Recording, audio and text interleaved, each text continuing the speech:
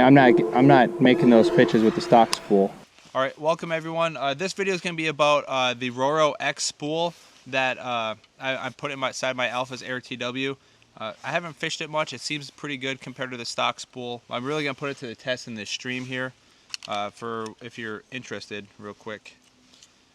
It's about half the depth of the original stock spool.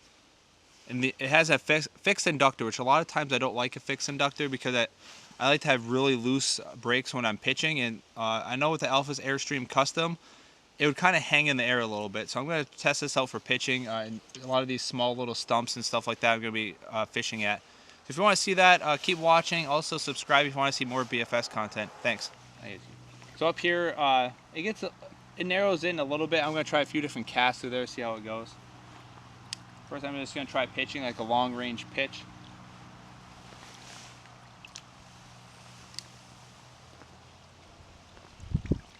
Seeing it pitch pretty good. It's pretty low, and there is some wind coming at my face too.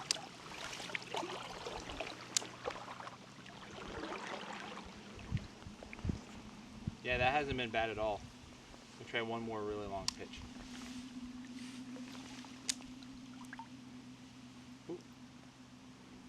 Either hit a weed or something. I'm going to try some backhand casts through here too.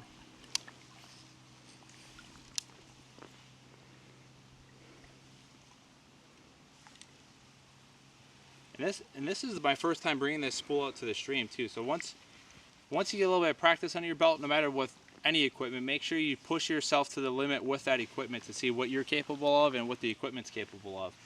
So if I get hung up for casting too far or whatever, it's all part of getting better. But I haven't felt that those growing pains been that bad. Looks like there's quite a bit of an opening up ahead, so I'm going to go up. I'm going to try to test without touching the brakes, I'm going to test the transition going from pitching to casting. Actually, I might have to pitch a couple. There's a little spot up here I can pitch.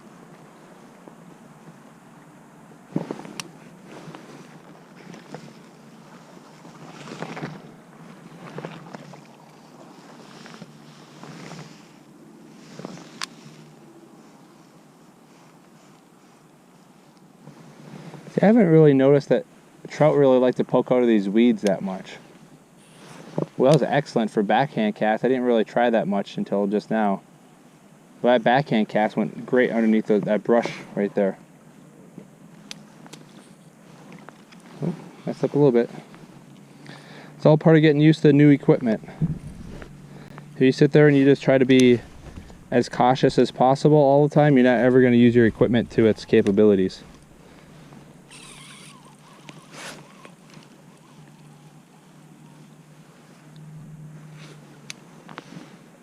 Oh, that's nice.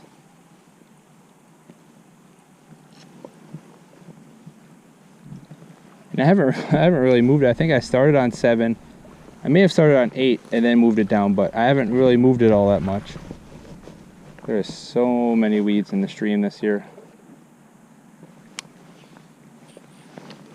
Wow, that's pretty predictable too. Sometimes you get like a good cast with the out of the bunch, and then you get a few bad casts. Like it's inconsistent. This spool's been very consistent. Ooh.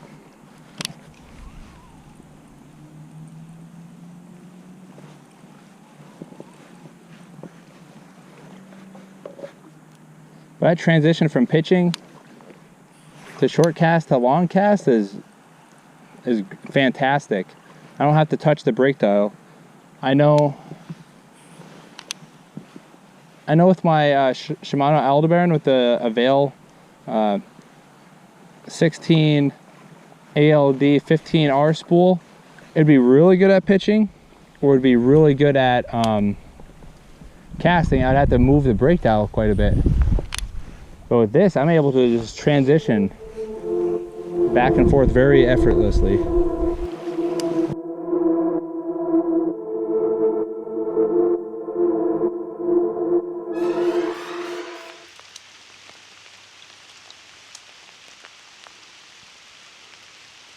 Yeah, I don't think I'd be able to make those types of casts with the stock spool. And this stock spool is pretty nice. to be able to pitch right underneath those spots I need to. Like, there's no way I'd be able to do that.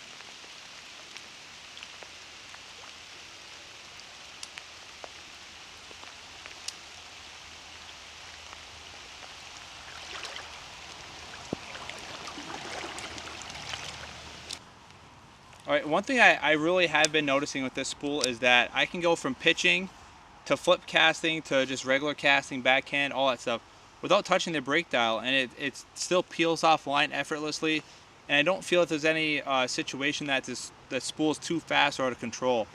Like a lot of times, let's say with my Aldebaran BFS, with the Avail 16 ALD 15 spool, I noticed a lot of times that I could pitch very well with it, but then I'd have to adjust my brake dial to then go and cast, versus with this spool, I've been noticing I can go from pitching to casting to whatever without touching the brake dial, and it's very fast and consistent braking. It's light braking, but it's consistent, so that way I know exactly, like lifting my rod tip or using my thumb, that I could assist the brakes a little bit, but I haven't felt any sort of growing pains with this spool quite yet.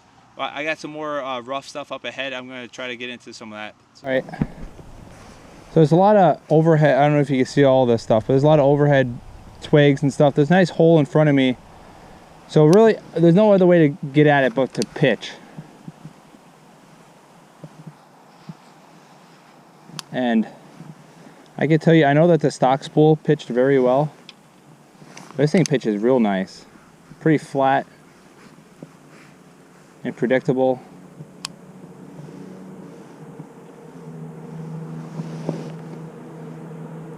And there's a noticeable difference, and what I really like is that oh, I got messed up.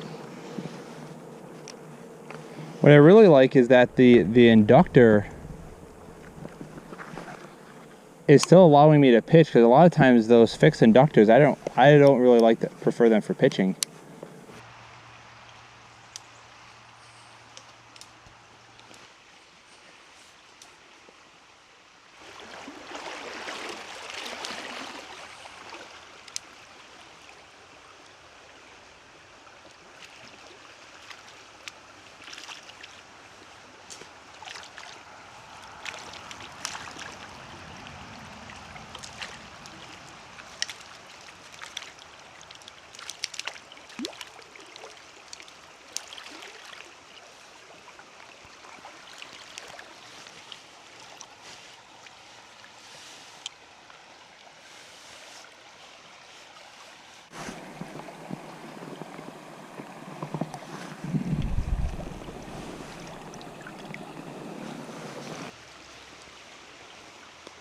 Yeah, I'm not entirely sure if I would have got that fish without having the flat casting of the spool.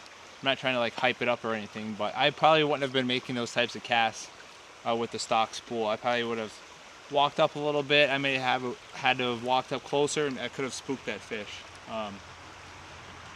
Yeah, I'm definitely a firm believer, especially underneath this pine tree I was casting.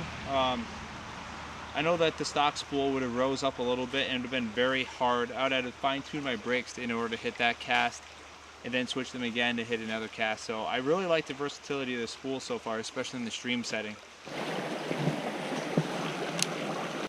Alright, so overall I really do like this spool so far. I haven't got to use it that much, but it's been from pitching to casting to backhand casting.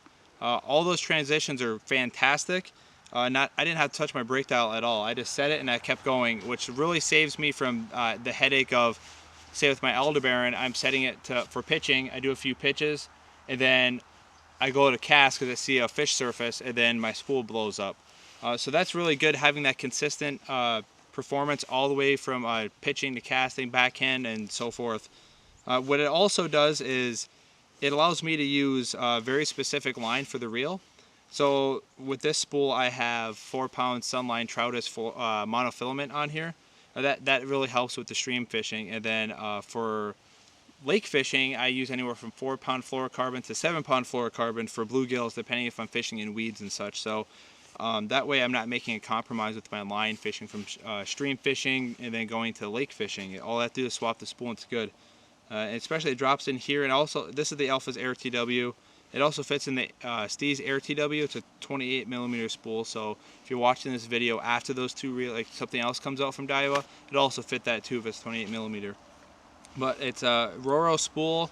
It's a Roro X. I know that AliExpress was the only place to get them, but I actually saw that they have a website now. I'll post it right here. And there's also two different types of spools as well, so I'm going to test out both. This is the Thicken brake model, so it's about 80% of the original brake force of the original Alphas AIR TW spool. And there's a advanced one, I think they call it standard. It's about 65% of the brake. So I'm pretty excited to try them both out. I know this one's been really fast. So, all right, so if you want to see more on this spool or just BFS fishing in general, subscribe. Also comment below what you want to see. I'm going to be putting out some more tutorials and BFS gear reviews. So if you want to see that, subscribe. Also follow me on Instagram. That's where you can get a little bit of sneak peek of what I'm working on for YouTube. So thanks for watching.